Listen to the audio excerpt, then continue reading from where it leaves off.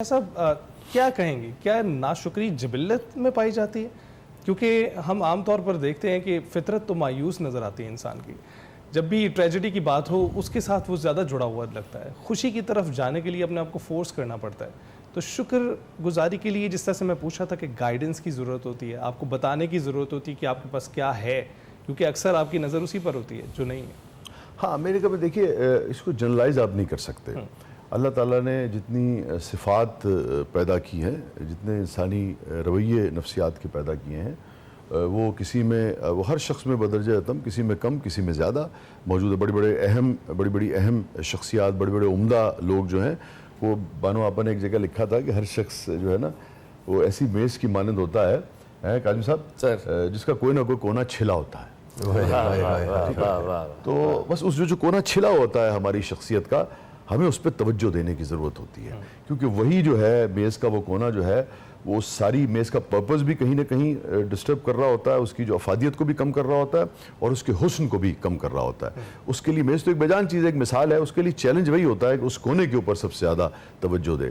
جیسے کرکٹ والا بیٹسمین جو ہے، آپ دیکھیں اچھا جو ٹرینر ہوگا وہ سب سے زیادہ آپ کو اس شاٹ کے اوپر محنت کرائے گا جو ویک ہے۔ آپ کو پتہ ہے کہ اگر مخالف نے یہ جان لیا کہ کون سا اینگل، کون سا شاٹ آپ کا ویک آتا ہے تو وہیں پہ آ کے وہ ہٹ کرے گا، اور آپ بہترین دنیا کے بیٹسمین ہو مگر وہ ایک بال جو ہے وہ نہ کھیلنے کی وجہ سے آپ ہمیشہ اٹھ جاتے ہیں۔ مجھے اگر آپ اجازت دیں تو میں اس کی ایک بڑی اہم چیز کی طرف توجہ دلاؤں جو مجھے لگتا ہے اہم ہے، اور جس کا تعلق فرد سے ہے، جس کا تعلق آپ سے بھی ہے، جس کا تعلق مجھ سے بھی ہے، جس کا تعلق آپ کے یوٹیوبر سے بھی ہے، جس کا تعلق جو ہے وہ آپ کے سرمایہ دار سے بھی ہے۔ شکر جو ہے، میں چیزوں کو دو طرح سے دیکھتا ہوں۔ ایک تو جو دین کا طالب علم ہے اس حوالے سے ہم دیکھتے ہیں، پھر انسانی نفسیات اور جو لٹریچر کا جو اینگل ہے اس حوالے سے بھی ہم چیزوں کو دیکھنے کی کوشش کرتے ہیں۔ اب دیکھیے شکر جو ہے نا وہ صرف میرے نزدیک ایک اس کا جو اینگل ہے وہ یہ ہے کہ آپ سجدہ ریز ہوتے ہیں، آپ جو چیزیں آپ کو دی ہوئی ہیں آپ کو اس کی ریئلائزیشن ہوتی ہے اور آپ کہتے ہیں باری تعالیٰ تیرا بہت بہت شکر ہے، تو نے مجھے دیا ہے، باری تعالیٰ بڑی تیری مہربانی، تو نے مجھے یہ ہاتھ، پاؤں، آنکھ، کان، ناک دیے ہیں، کسی کو اولاد دی ہے، کسی کو سب کچھ دیا ہے، کسی کو مال دیا ہے، کسی کو شہرت دی ہے، رسپیکٹ دی ہے۔ ایک تو یہ طریقہ کار ہے، اور باری تعالیٰ لاکھ لاکھ شکر ہے تیرا کہ تو نے مجھ سے اس سے بہتر بنایا ہے، اس مصیبت میں وہ مبتلا ہو سکتا تھا تو نے مجھے اس سے بچایا، میانمار میں کل زلزلہ آیا، باری تعالیٰ تیرا لاکھ لاکھ شکر ہے، ان کو بھی محفوظ رکھ، ان کے لیے بھی آسانی کر، میرے ملک کو، میرے وطن کو بھی محفوظ رکھ۔ ایک یہ طریقہ کار ہے شکر کا۔ ایک اور طریقہ کار ہے جو میں یہاں ایک جملہ اور کہنا چاہوں گا۔ کل ہمارے کچھ دوست بات کر رہے تھے تو بات ہو رہی تھی کہ جی کسی جگہ 2 ملین ویوز آتے ہیں، کسی جگہ 20,000 ویوز آتے ہیں۔ میں سمجھتا ہوں کہ ایک بات بھی، چاہے وہ کسی نجی محفل میں ہو، چاہے وہ 10 لوگ دیکھیں، چاہے 10 لاکھ لوگ دیکھیں، کہیں نہ کہیں اس کا اثر جو ہے وہ ضرور پڑتا ہے۔ مجھے آج تک یاد ہے، میں شاید 7-8 برس کا ہوں گا، بانو آپا کا ایک پلے تھا پاکستان ٹیلی ویژن سے نشر ہوا، جو میں بات کہنے جا رہا ہوں وہ اس کے اندر موجود ہے، تو اس سے کی بات ختم ہو جائے گی۔ اس کا تھیم یہ تھا کہ انہوں نے فلیش بیک کا ٹریٹمنٹ دیا، غالباً شفیع محمد شاہ صاحب ایک بہت نامور اداکار تھے، وہ اپنی کہانی سنا رہے ہیں اور وہ ایک مزار کے اوپر بیٹھے ہوئے ہیں، مفلوق الحال ہیں اور بہت ہی یعنی کہ خستہ حالی ہے، اور وہ کسی کو بتا رہے ہیں کہ ایک زمانے میں میں بہت موسٹ پاپولر آدمی تھا، اپنے سننے والی بات، موسٹ پاپولر آدمی تھا اپنے وقت کا، اور بہت پیسہ تھا میرے پاس، اور ہوا کیا تھا، علامتی پلے ہے، اور ہوا یہ تھا کہ میرے پاس ایک طاقت خدا نے مجھے عطا کی تھی، اور وہ طاقت مجھے خدا نے عطا کی تھی کہ میں جس تالے کے اوپر ہاتھ رکھتا تھا وہ تالا کھل جاتا تھا۔ اب میں نوجوانوں سے کہوں گا کہ اس کو علامت سمجھیے، وہ ہاتھ جو ہے وہ ہنر ہے، مجھے شعر کا ہنر عطا کیا، اچھا کیا برا کیا، میں نے اس پہ محنت کی، کم کی زیادہ کی، فراز جیسا نہ صحیح مگر عطا کیا نا۔ ناظر صاحب کا اپنا ہنر ہے، کاظم صاحب کا اپنا ہنر ہے، یہ وہ کنجی ہے، آپ کا اپنا ہنر ہے، یہ کیمرہ مین دوست بیٹھے ان کا اپنا ہنر ہے، وہ کنجی ہے جس سے تالے کھل رہے ہیں۔ تو نے کہا میں ہاتھ رکھتا تھا تالا کھل جاتا تھا، تو میرا ایک دوست، اور میری بڑی واہ واہ ہو گئی، مجھے پیسہ ملنے لگا، لوگ بنانے لگے، ٹھٹ کے ٹھٹ ہونے لگے، یعنی کہ میرے بہت ویوز آنے لگے، بہت پیسے آنے لگے میرے پاس۔ تو میرا ایک جاننے والا آیا اور اس نے کہا کہ تم یہ کام کرتے ہو، اور اس کے بعد میں کسی سلسلے سے ملک سے باہر جا رہا تھا اور وہاں میری پریزنٹیشن تھی، دنیا بھی حیران تھی، غالباً امریکہ میں، اور لاکھوں کا مجمع وہاں ہونا تھا، اور انہوں نے دیکھنا تھا کہ یار ایک آدمی آیا ہے جو تالے پہ ہاتھ رکھتا ہے تالا کھل جاتا ہے، یہ کیا میجک، اس کو کیا چیز مل گئی ہے نا خدا کی طرف سے۔ کہنے کہ اس نے کہا تم نے جانا ہے، 2 دن کے بعد فلائٹ ہے، تمہیں کچھ نہیں کرنا، تمہیں صرف یہ کرنا ہے کہ ایک تجوری جو ہے وہ بینک کی، میں وہاں ملازم ہوں، اس کے اوپر آ کے ہاتھ رکھنا ہے، اور اس کے بعد تم نے صرف یہ کرنا ہے، باقی میں تمہیں اس میں سے کافی مال دے دوں گا۔ اس نے کہا نہیں یہ تو غلط کام ہے۔ اس نے کہا تمہیں تو کرنا ہی کچھ نہیں ہے، تمہیں تو صرف ہاتھ رکھنا ہے، تمہارا اس میں کوئی بھی وہ نہیں ہے، تمہاری ذمہ داری نہیں ہے بھی اور نہیں بھی ہے۔ اس نے کہا ٹھیک ہے یار میں نے جانا ہی ہے, اور میں ایک طرح سے اس کا بظاہر حصہ بھی نہیں, اپنے ضمیر کو اس نے مطمئن کیا. مختصر یہ کہ اس نے تجوری پر ہاتھ رکھا, جو مال آیا اس نے اس کو دیا اور اس کو بھی دیا اور چلا گیا. وہ بزرگ کہتے ہیں کہ جب میں وہاں گیا اور لاکھوں کا مجمع تھا وہاں, اور مجھے بہت پیسے بھی ملے تھے, اور لوگ میرے نام کے نعرے لگا رہے تھے, اور جب میں نے تالے پر ہاتھ رکھا تو وہ تالا نہیں کھلا. اس لیے کہ جو صلاحیت, جو نعمت, جو ہنر خدا نے مجھے دیا تھا, میں نے اس کو جب مس یوز کیا تو وہ نعمت مجھ سے سلب کر لی گئی.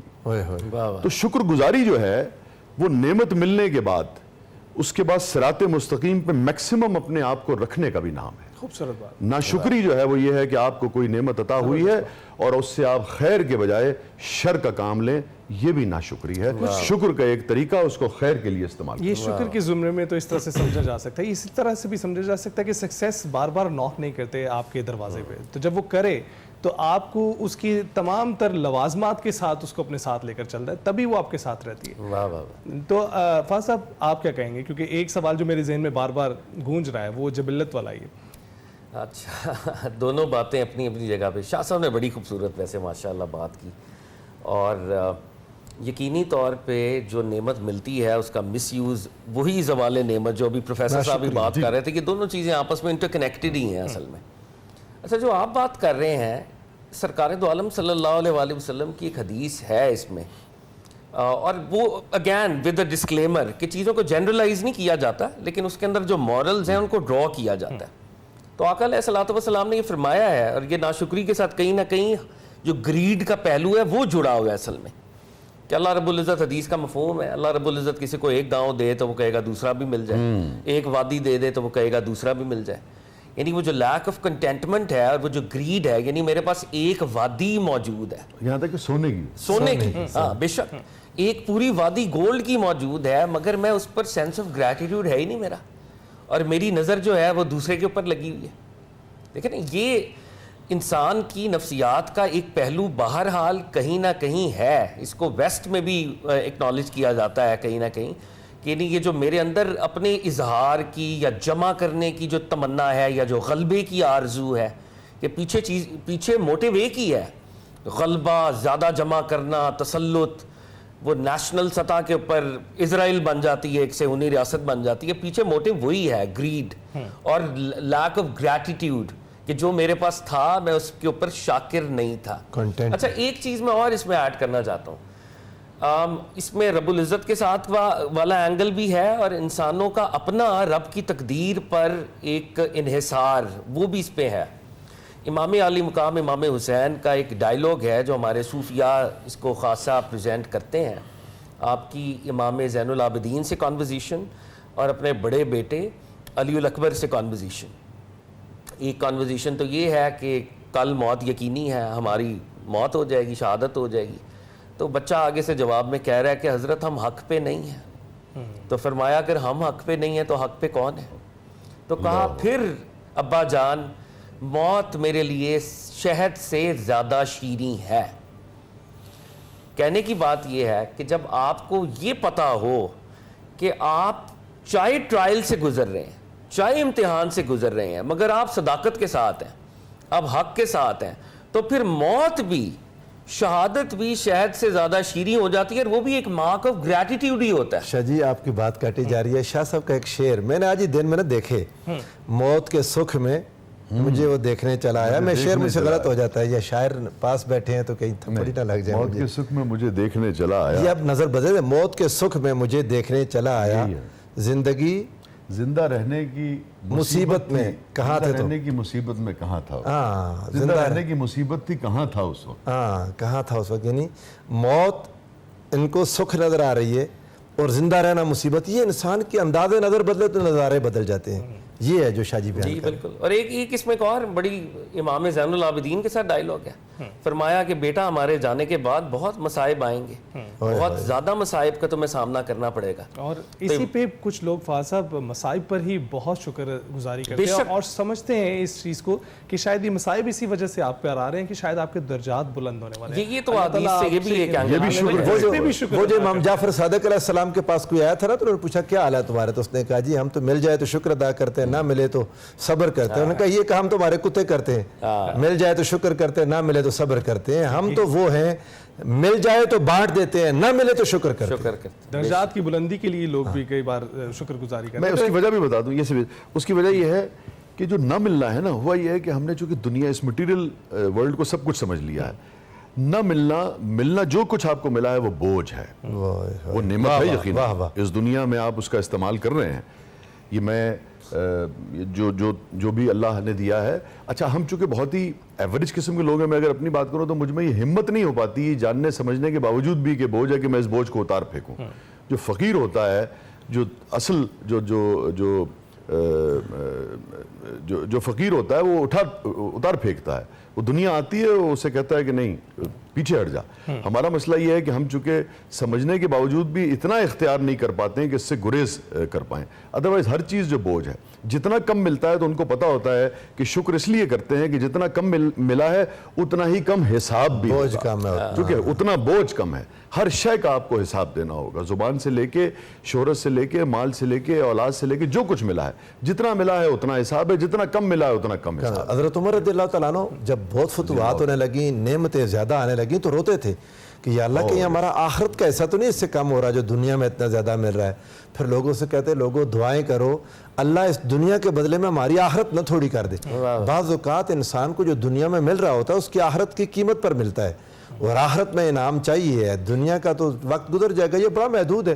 انسان ویسے, میں شاہ جی سے تعزیت بھی ہم کر رہے تھے, ان کی والدہ ماجدہ وصال فرما گئی, اللہ تعالیٰ نے جنت الفردوس میں جگہ عطا فرمائے.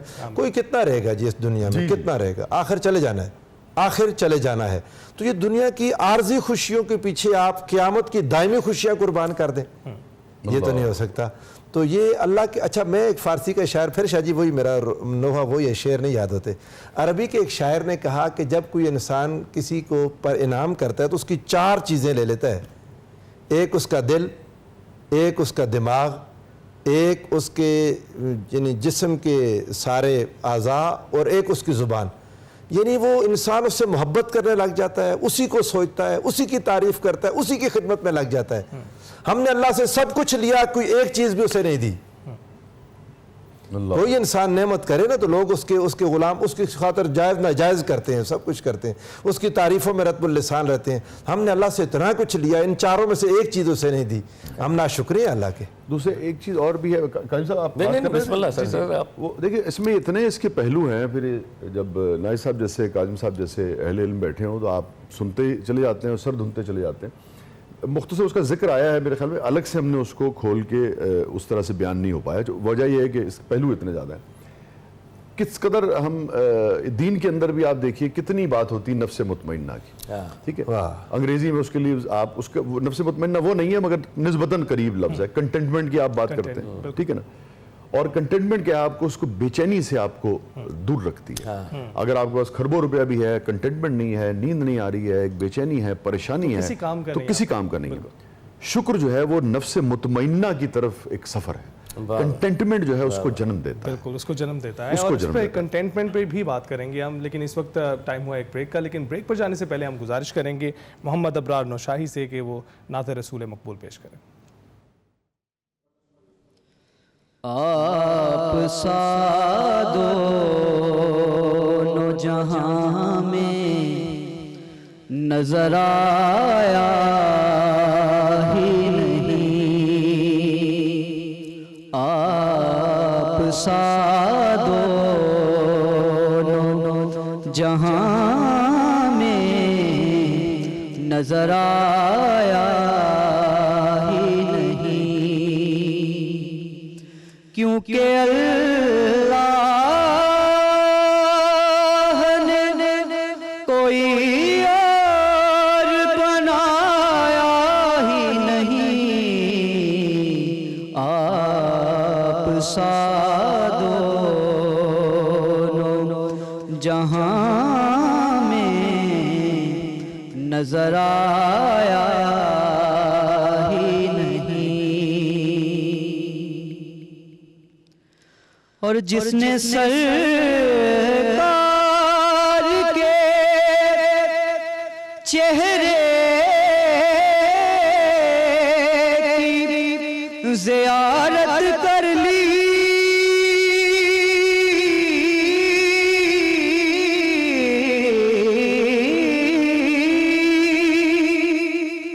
جس نے سرکار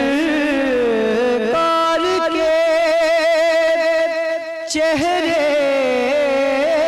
کی زیارت کر لی،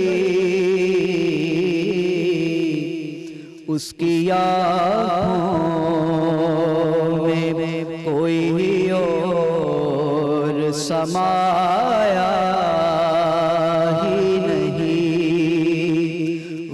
اس کی آنکھوں میں کوئی اور سمایا ہی نہیں۔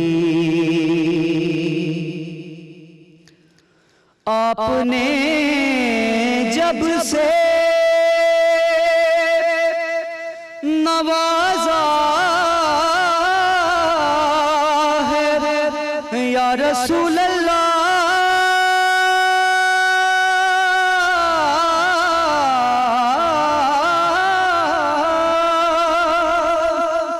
آپ نے جب سے نوازا ہے یا رسول اللہ، میں نے دامن کسی چوکھٹ پہ بچھایا ہی نہیں، میں نے دامن کسی چوکھٹ پہ بچھایا ہی نہیں، اور جو بھی کعبے سے پلٹ آئے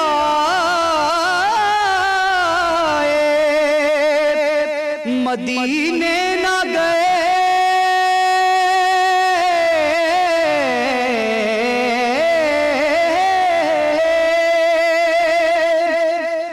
جو بھی کعبے سے پلٹ آئے مدینے نہ گئے، یہ سمجھ لے اسے آقا نے بلایا ہی نہیں، یہ سمجھ لے اسے آقا